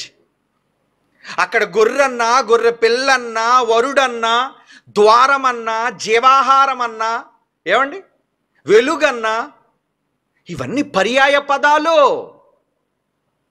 జీవమన్నా, మార్గమన్నా, సత్యమన్నా, ఇవన్నీ యేసు క్రీస్తుకు వారికి కలిగిన ఎన్నో అద్భుతమైన పేర్లు. అవునా కదా మీరు చెప్పండి? అంటే ఇప్పుడు యేసుప్రభు మాకు వరుడు అంటే నువ్వు భార్యవా అంటే నేను తీసుకెళ్ళి సంసారం చేస్తాడనా అనుకోవాలి. అంటే వీళ్ళు ఎలా నేర్పిస్తున్నారు అంటే అక్కడ యేసుప్రభు వరుడు అన్నాడంటే మరి వీళ్ళిద్దరికీ శోభనం జరుగుతుందా? అలా ఆలోచించకూడదురా మూర్ఖుడా. ఏమండి కొంతమంది మూర్ఖులు మాట్లాడుతూ ఎవరో ఈ మధ్యన షార్ట్ కట్ చేసి పెట్టారు. ఎందుకంటే నేను ఎప్పుడు సోషల్ మీడియాలో ఫాలో అవను కానండి, ఈ పిల్లలు గ్రూప్స్లో పెడుతుంటారు కదండి. అబ్రహాము గర్భంలో లేవి ఉన్నాడు, పుట్టాడు అప్పుడే అంటే ఒకడు వ్యంగ్యంగా మాట్లాడితే ఏమన్నాడు తెలుసా అండి? అయితే అబ్రహాము గారు శారాను కూడితే వీళ్ళందరూ పుట్టారు అంటే లేవి కూడా కూడినట్ట. అంటే మునుమనవడు ఒక మా అమ్మ దగ్గర ఏమంటే ఒక ముత్తవ్వ దగ్గర పడుకున్నట్లుగా నోరు ఎలా వచ్చింది వీళ్ళకి అనడానికి?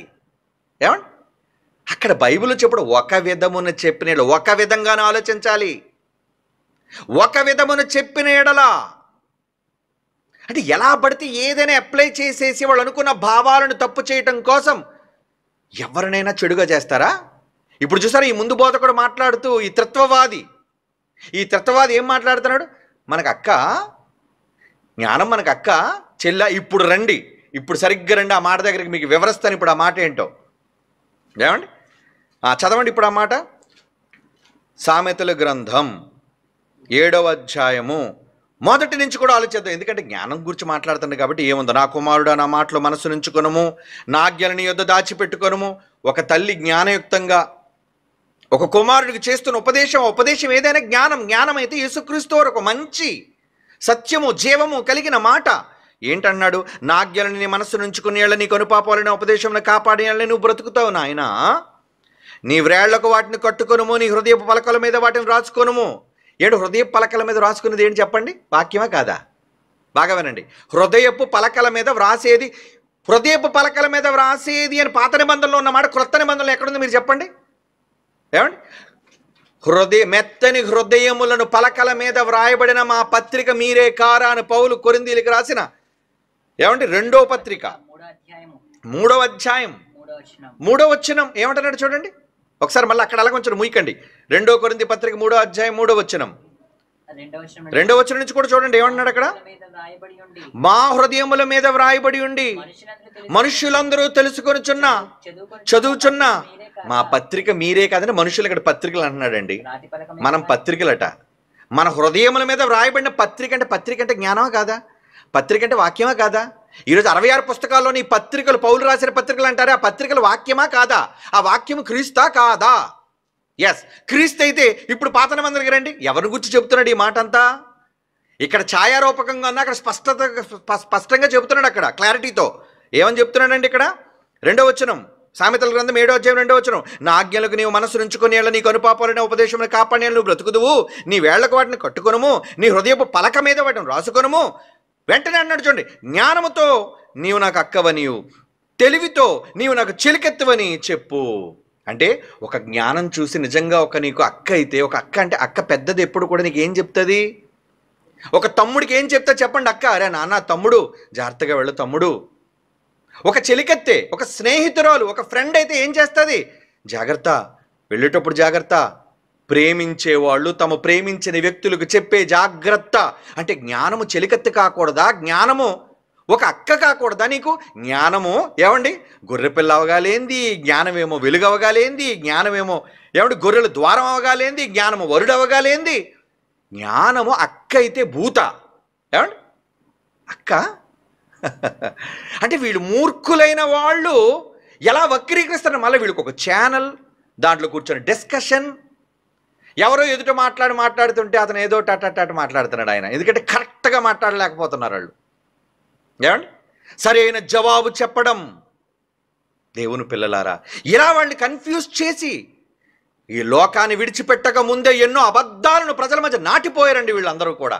ఇప్పుడు లేపేస్తున్నాం కూకటి వేళ్లతో వాటన్నిటినీ. ఇంకో చెప్తాను చూడండి, ఇందులో ఇంకొక రకంగా కూడా ఆలోచించాలి. జ్ఞానముతో నీవు నాకు అక్కవని సందర్భం చదవండి ఇప్పుడు. అదే అధ్యాయం 7వ అధ్యాయం కదండి మనం చదువుతున్నాం. సామెతల గ్రంథం 7వ అధ్యాయం 4వ వచనం నుంచి మనం చూద్దాం ఒకసారి. జ్ఞానముతో నీవు నాకు అక్కవనియు, తెలివితో నీవు నాకు చెలికెత్తవనియు చెప్పుము. అవి వెంటనే కంటిన్యూషన్, అవి నీవు జార స్త్రీ యొద్దకు పోకుండా, ఇచ్చకములాడు పరస్త్రీకి లోబడకుండా నిన్ను కాపాడును. నాయన, ఆ జార స్త్రీ ఉందే, ఆ వేశ్య స్త్రీ ఉందే, దాని దగ్గరికి వెళితే నువ్వు నాశనం అయిపోతావు నాన్న, నీ బతుకు నాశనం అయిపోద్దు నాన్న, నీకు జబ్బును అంటిస్తుంది నాయన. అంతే కదండి. ఈరోజు రెడ్ లైట్ ఏరియాలోకి వెళ్తే ఏముంటుంది అక్కడ? టోటల్గా వినీరియల్ డిసీజెస్, వైరల్ డిసీజెస్, హెచ్ఐవి లాంటి భయంకరమైన ప్రాణాంతకమైన వ్యాధులు వ్యాపించే ప్రాంతం అది. అలాంటి దాని గురించి హెచ్చరిక చేస్తూ జ్ఞానం ఏమంటుందండి? ఏమంటుంది? ఒక అక్క నీకు చెప్పకూడదు, ఒక తమ్ముడుగా, అరే నాన్న నువ్వు రెడ్ లైట్ ఏరియాకి వెళ్ళొద్దు నాన్న అని ఒక అక్క తమ్ముడికి చెప్పకూడదు, ఒక స్నేహితురాలు తన స్నేహితుడికి చెప్పకూడదా? ఏమండి? చూడండి, జ్ఞానముతో నీవు నాకు అక్కవని, తెలివితో నాకు చెలికెత్తమని చెప్పుము. నీవు జార స్త్రీ యొద్ద నుండి పోకుండా, ఎచ్చకములాడు పరస్త్రీకి లోబడకుండా నిన్ను కాపాడము. నా ఇంటి కిటికీల్లో నుండి, నా అల్లిక కిటికీల్లో నుండి నేను పారజోడగా జ్ఞానము లేని వారి మధ్య, ఏమండి, యవ్వనుల మధ్య బుద్ధి లేని పడుచువాడు ఒకడు కనబడిన. వాడు ఏం చేస్తున్నాడు? సంధ్యవేళ ప్రొద్దుగుంకిన తర్వాత ఇంక వెళుతున్నాడు, వాడు ఎంతో భయంకరమైన పాపాలు చేస్తున్నాడు. దానివల్ల వాడికి ప్రాణం ఇబ్బంది, పాతాళానికి పోతాడు. వాడు పాతాళానికి పోకుండా ఉండాలి అంటే ఇక్కడ ఏమన్నాడండి? ఇప్పుడు రండి, మరలా కొంచెం వివరిస్తాను మీకు.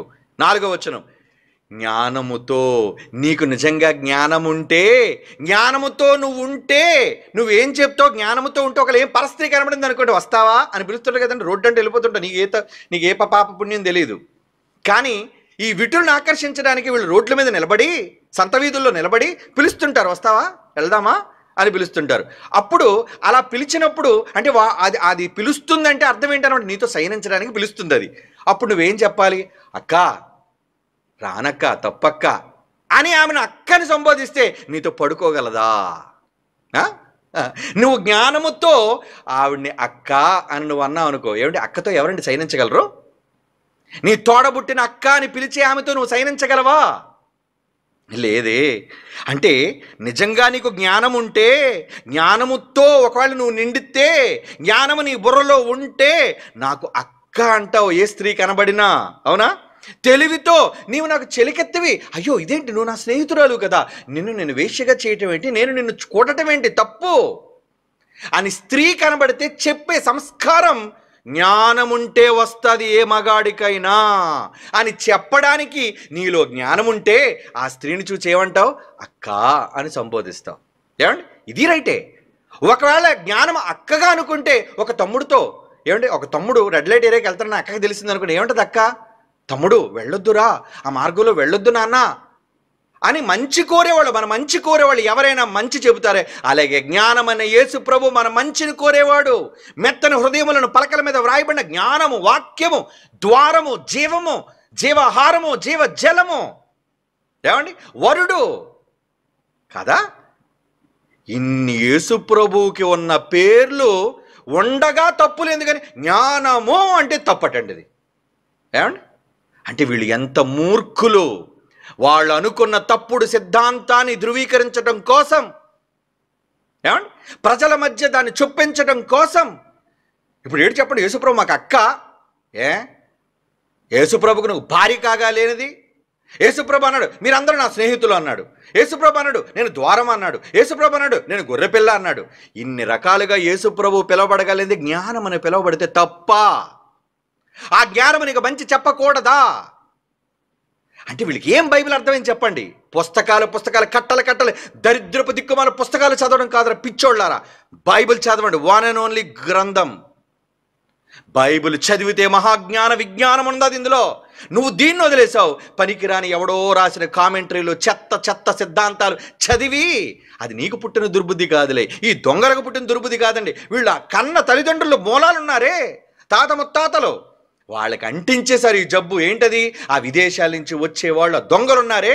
ఏమిటి, విదేశాల్లో కూడా త్రిత్వవాదుల్ని ఎదుర్కొనే వాళ్ళు చాలామంది ఉన్నారండి. అమెరికాలో కావచ్చు, యూరోప్లో కావచ్చు, ఆస్ట్రేలియాలో కావచ్చు. వాళ్ళు కూడా త్రిత్వవాదాన్ని నమ్మరండి. ట్రినిటీ అనే దాన్ని వ్యతిరేకించాలి. అమెరికన్స్లో కూడా చాలామంది ఉన్నారు. కానీ అక్కడ కూడా ఈ దొంగలు ఉన్నారు కదండి కొంతమంది. ఆ దొంగల ఆ జబ్బు అమాయకులను ఇండియాలోకి తీసుకొచ్చి ఇది రుద్దించేసి మనకి ఒక్క దేవుడే ముగ్గురుగా కనబడతాడు, ముగ్గురుగా కనబడే ఏకదైవం మనకి తండ్రే కుమారుడుగా, కుమారుడు పరిశుద్ధాత్ముడుగా కనిపించే వాళ్ళు ఏడు కనిపిస్తున్నారు. ఏకకాలంలో ముగ్గురు వేరుగా ఉన్నారు. ఆయన తండ్రి, ఈయన కుమారుడు, ఈయన పరిశుద్ధాత్ముడు. క్లియర్గా పరిశుద్ధాత్మ దేవుని ద్వారా క్రొత్త నిబంధనలో రాయబడినా అంగీకరించలేని ఈ అంధులు ఏమండి, ఏంటి వీళ్ళు పనికి వాళ్ళ వాదనలు, వీళ్ళకి ఏదో ఒక ఛానల్ ఉందని, ఏంటి ఛానల్లో ఇలాంటి అబద్ధాలను ప్రచురించడానికి ఇష్టపడ్డారు. కానీ ఏమండి, యేసు ప్రభు ఒక గొప్ప వ్యక్తి, బైబిల్ మిలేనియం మహనీయుల్ని మట్టి కల్పించింది బైబిల్ అని మనం మాట్లాడితే ఒక్క క్రిస్టియన్ ఛానల్ పెళ్ళలేదండి అప్పుడు మనల్ని. మీకు యథార్థం చెబుతున్నానండి. ఏమండి, మా బైబిల్ తరపున కదండి జైశాల్ గారు మీరు మాట్లాడుతున్నారు. ఏమండి, వాళ్ళకి అక్కసు జైశాలని పిలవడం తప్పట, ఎవరు జైశాలు కాదట. జయించువాడు నా సింహాసనం మీద కూర్చుని ఉంటే వీళ్ళు బాధ బయటకు కక్కెత్తనారండి జనాల మధ్య. మనం ఎవ్వరు ఈ దొంగల పేర్లు మనం ఎత్తి ఎప్పుడు బహిరంగ సభలో మనం మాట్లాడం. కానీ వీళ్ళు వాళ్ళ అక్కసు బయటకు కక్కేసి జైశాలటండి, వాళ్ళతో నువ్వు బైశాలువేంటి. ఈ దొంగలందరూ బైశాలు కనుకనే ఆడు జబ్బ చరుస్తుంటే ఎవడో అహ్మద్ దేదాదు అందరు గుడిలో కూర్చొని భజన చేస్తున్నారు. వీళ్ళందరూ కూడా భయశాలు, వీళ్ళందరూ జైశాలిగా ముందుకు లేచాడు, సవాలు విసిరాడు. ఏమండి, ఇది మేము సవాలు, మేము ఈ ప్రకటన చేస్తామండి అని ఒక్క క్రిస్టియన్ ఛానల్ ఆ రోజు 1995 రాలేదండి. డావిన్సీ కోడ్ మీద నిజంగా మనం పెద్ద నినాదాలు చేస్తూ 8 రాష్ట్రాల్లో మన పిల్లలందరూ రోడ్డెక్కి డావిన్సీ కోడ్ అనే బుక్ తప్పని చివరికి TV9 లాంటి TV9 ప్రముఖమైన ఛానల్, ఒక న్యూస్ ఛానల్ మనం ఆశ్రయించండి, డబ్బులు చేయించుకున్నాం. అందులోని క్రైస్తవ ఛానల్ అయితే ఏమన్నా, ఏమండి సుందర్రావు గారు మీరు నిజంగా యేసుక్రీస్తు వారు ఎంత పవిత్రమైన పుట్టుకని మీరు చెబుతున్నారు, రండి మా ఛానల్లో వేస్తామని పిలవరండి వీళ్ళు. ఎందుకు? సిద్ధాంతవాదులు. నేను చెప్పాను, యేసు ప్రభు కన్యక పుట్టినవాడు, ఆయన జన్మ పవిత్రమైనదని శాస్త్రీయంగా నిరూపించాను. ఒక్కడైనా మనల్ని పిలిచి అడుగుతాడా? ఒక్కడైనా మన ప్రసంగాన్ని వేస్తాడా? వెయ్యరు. అదే చెబుతున్నాడు, పక్షపాతులు. ఏమండి, చాలా దొంగలండి వీళ్ళందరూ కూడా. అంటే ఏదో ఉత్తరాలు రాసేసి మేము ఉత్తరం రాసేసా అంటే వీళ్ళు ఉత్తరం రాయడం వెనక అర్థం ఏంటనుకున్నారు? ఇదిగో ఇలాగే ప్రజల మధ్య గలిబిలి చేయాలి. ఏమంటే నిజంగా మేము ఉత్తరం రాసామన్నప్పుడు ఉత్తరానికి సమాధానం ఇవ్వకుండా ఉన్నాం మనం? కుటుంబం మనం అంతా కూర్చొని ప్రేమపూర్వకంగా మాట్లాడుకుందాం అనుకోవాలి. ఏమంటే కుటుంబంలో ఇద్దరు అన్నదమ్ములు గొడవ పడుతున్నారు అనుకోండి, రే వీడియో ఆన్ చేయి కమన్ మన ఇద్దరం కొట్టుకుందాం. భార్యాభర్తలు గొడవ ఆడుకున్నారు అనుకోండి, వీడియో తీసుకుంటారా ఎవడైనా? ఏమండి, సిగ్గుండాలి. ఎందుకంటే రేపు పొద్దున ఇది బయటికి వెళ్తే మా పరువు పోతుందని. అయినా ప్రజల మధ్య విద్వేషాలు రెచ్చగొట్టడానికి సత్యాన్ని మనం ప్రేమతో కూర్చొని మాట్లాడుకుంటే సరిపోద్ది కదా. అంటే వీళ్ళకి ఏంటనమాట, మరి పిలిచాం కదా, మనం ఉత్తరం పంపించాము, మనం రమ్మని ఆహ్వానించాము, మీరు రండి కూర్చొని మాట్లాడండి. ఏమండి, ఈ కెమెరాలు ఇవన్నీ పెట్టడం వల్ల ఏంటంటే వీళ్ళు వీడియోలు చేసి ప్రజల మధ్యకు తీసుకుని వెళ్ళి 2 వర్గాలుగా క్రియేట్ చేసి ఈ వర్గాల మధ్య భయంకరమైన వైషమ్యాన్ని విద్వేషాన్ని రగులుస్తారనే ఉద్దేశం ఆనాడే తండ్రి గారు ముందుగా ఎరిగి, వద్దు నాయన అనవసరంగా వీళ్ళు ప్రజలు రెచ్చగొడతారు ఆవేశపూరితంగా అనవసరంగా. ఎందుకంటే మాట్లాడుకునే వాళ్ళు ఇద్దరు కూడా ఉంటారు, కానీ దీని వెనక 2 వర్గాలు కొట్టుకుంటాయి ఎప్పుడు కూడా. ఈ వర్గాలు అనవసరంగా ఒకళ్ళని దుర్భాషలు ఆడుకోవడం, ప్రేమ నశించిపోవటం, ఇవన్నీ జరుగుతాయి. నీకు సత్యమే కదా కావాలి, నీకు సత్యమే కదా తెలుసుకోవాలనుకుంటా, కమాన్ కూర్చో. ఏమంటే నిజంగా వీళ్ళు సత్యాన్ని తెలుసుకున్న వాళ్ళైతే నిజంగా మనం పిలిచిన ఆ రోజు జాతీయ సదస్సుకు వచ్చి ఉండాలి. అంటే ఇప్పుడు వీళ్ళు కెమెరా ముఖ్యమా, సత్యం ముఖ్యమా చెప్పండి? వాక్యం మీద ఇంట్రెస్ట్ లేదు దొంగలకి, త్రిత్వవాదులకి. Camera camera camera. ఎందుకు కెమెరా? ప్రజల మధ్య మేము గొప్పగా కనబడాలి, ప్రజల మధ్య మా వాదాన్ని మేము వినిపించేయాలి, దీన్ని వైరల్ చేయాలి, దీని ద్వారా అనేక మందిలో గొడవలు సృష్టించాలి. ఏమండి, ఎన్ని గొడవలు వీళ్ళు సృష్టించారో. ఎంతమంది క్రైస్తవ ఛానల్ కోసం చెప్తున్నానండి. ఈ క్రైస్తవ ఛానల్స్ అయిన వాళ్ళు బాగా వినండి, మనం క్రీస్తు పక్షాన తమిళ హిందూ కాదన్నప్పుడు, డావిన్సీ కోడ్ కాదన్నప్పుడు, ఇలాంటి వాటిని అన్నప్పుడు కూడా బైబిల్ను దొంగిలించిన మిలేనియం మహనీయులను మాట్లాడినప్పుడు ఒక్కడు పిలిచి వెయ్యలేదే, అడగలేదే. మన దగ్గరకు వచ్చి ఈ తప్పుడు సిద్ధాంతాలు వాదించడానికి మాత్రం పెద్ద డిబేట్లు కండక్ట్ చేసి చివరికి బైబిల్ను దూషించే సన్నాసులను తీసుకొచ్చి కూర్చోబెట్టారండి. మీకు తెలిసి వెళ్ళండి చూడండి, ఆ ఛానల్స్లోకి మీరు వెళ్ళి చూడండి, ఏ దొంగలు వచ్చారు, మత విద్వేషాలను రగిల్చే వాళ్ళు వచ్చారండి. వాళ్ళని కూర్చోబెట్టి నమస్కారం అండి అయ్యగారు, నమస్కారం అండి, మా బైబిల్ బాగా తిట్టండి, మా బైబిల్లో ఉన్న లోటుపాట్లు ఏదో బాగా బయటికి చెప్పండి. ఏమండి బైబిల్ ఇష్టానుసారంగా బూతులతో మాట్లాడి దొంగలను తీసుకొచ్చి వీళ్ళు ఛానల్లో కూర్చోబెట్టుకున్నారే కానీ సత్యం పక్షాన్ని నీ తోటి క్రైస్తవుడుగా బైబిల్ పక్షాన్ని క్రీస్తు పక్షాన్ని పోరాడుతున్నా ఎందుకు ఆ రోజు BOU అని పిలవలేదు? పక్షపాతం. పక్షపాతంతో నిండిపోయిన మీలో ప్రేమ ఉందారా సోదరులారా? మేమందరినీ కలుపుకోవడానికి సిద్ధపడుతున్నాం, మేము అందరి దగ్గరికి వెళ్ళడానికి ఇష్టపడుతున్నాం. మాకు ఈరోజు ఏ డినామినేషనల్ భేదము లేదు, ఏ సంస్థ దగ్గరికైనా వెళ్తాం, ఎవరితోనైనా మేము కలిసి పనిచేయడానికి సిద్ధం సువార్త వ్యాప్తి కోసం.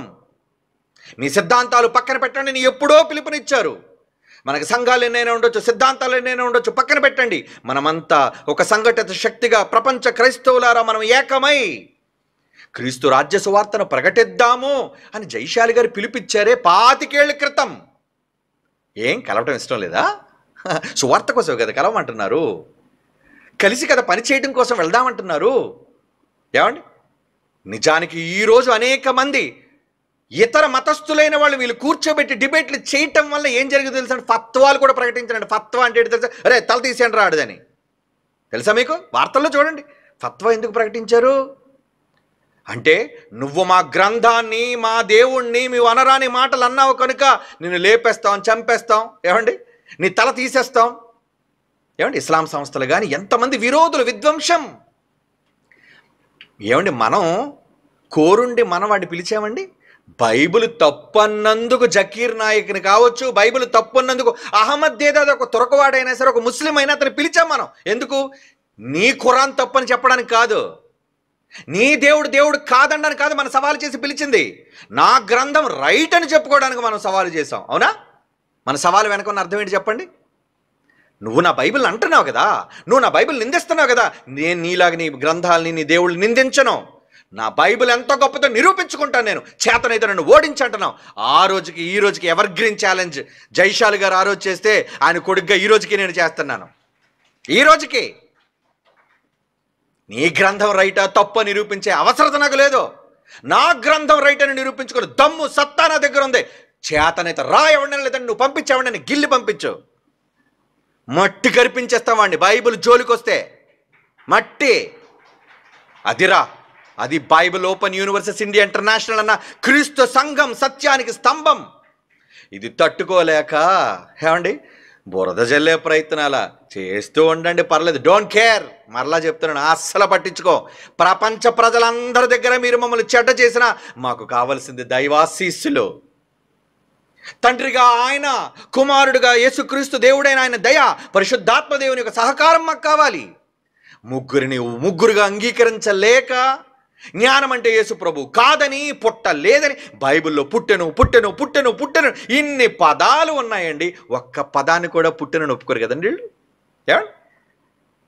ముగ్గురు ఏకమై ఉన్నారని ఒక్క పదం చూపించు. ముగ్గురు ఒక్క పదం, వన్ బైబిల్, వన్ రెఫరెన్స్. ముగ్గురు తండ్రి, కుమారుడు, పరిశుద్ధాత్మ ఒక్కటై ఉన్నారు అని చూపించమనండి. అలా చూపించడం చేతకాకే 1 యోహాను 5:7 మార్చేశారు వీళ్ళు. నీళ్లు, రక్తము, ఆత్మ సాక్ష్యం ఇచ్చేవారు ముగ్గురు ఏకీభవించి ఉన్నారని తండ్రి, కుమార, పరిశుద్ధాత్మ ఏకమై ఉన్నారని కలిపేశారు దొంగలు, ఈ త్రిత్వవాదులు. బైబిల్లో లేదు.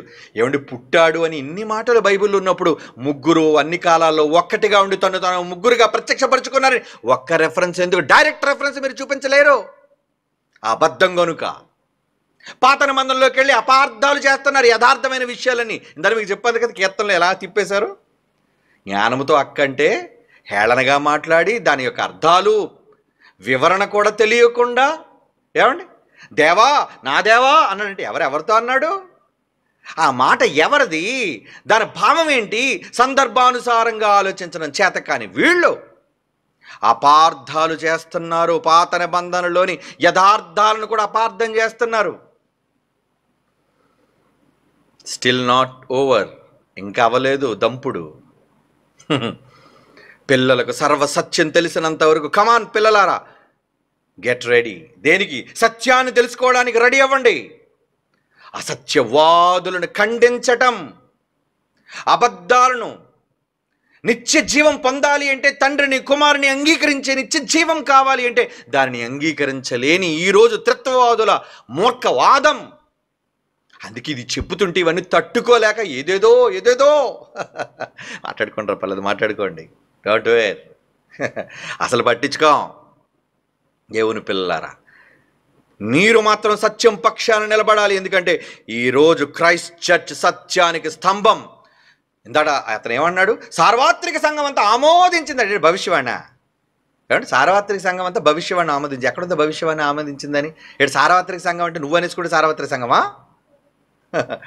అర్థం పర్థం తెలియకుండా బైబిల్ని ఎలా అయితే అలా వక్రీకరించి వెటకారంగా చేసి మాట్లాడే వీళ్ళు దేవుని పిల్లలారా. కనుక సత్యం ఎప్పుడు మన దగ్గర ఉంది. ఎందుకంటే మన దగ్గర అంటే మనం చదివింది బైబిల్ మాత్రమే కనుక, 66 పుస్తకాలు బైబిల్ మాత్రమే కనుక, సర్వ సత్యమైన క్రీస్తును కాబట్టి మనం చదివాం.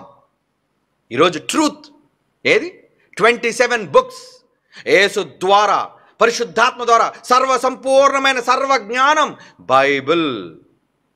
అది పాత నిబంధనలో కొద్ది కొద్దిగా జ్ఞానము అని చెప్పినా దాని వివరణ జ్ఞానము క్రీస్తు అని క్రొత్త నిబంధనలో పర్ఫెక్ట్గా దాన్ని ఎక్స్ప్లెయిన్ చేశాడు పరిశుద్ధాత్ముడు. కానీ నమ్మరి దొంగలు, నమ్మని వాళ్ళకి నరకం. Okay, get ready for tomorrow. రేపు ఉంది, పుట్టాడా లేదా అన్న దానికి వివరణ ఎలా ఉంటుందో చూడండి. మతులు పోతాయి వీళ్ళందరికీ.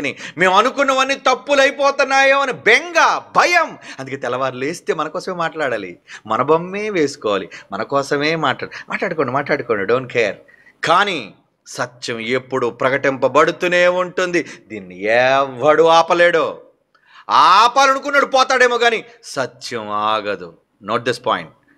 కళ్ళు మూసుకొని ప్రార్థన చేసుకుందాం. పరిశుద్ధమైన తండ్రి దేవా, మీ అమూల్యమైన విషయాలను తెలియజేశారు. ఎలా విరోధులైన వారు క్రైస్తవులలోనే బయలుదేరి వాక్యాన్ని వక్రీకరిస్తున్నారో, ఈ దొంగలందరి బారి నుంచి అమాయకులని పిల్లల్ని కాపాడండి. సత్యము వైపు నడిపించండి. విన్న ప్రతి హృదయాన్ని తెరవలసిందిగా వేడుకొనుచు యేసుక్రీస్తు వారి పరిశుద్ధమైన నామములో ఈ ప్రార్థన వేడుకొనుచున్నాము తండ్రి. ఆమేన్.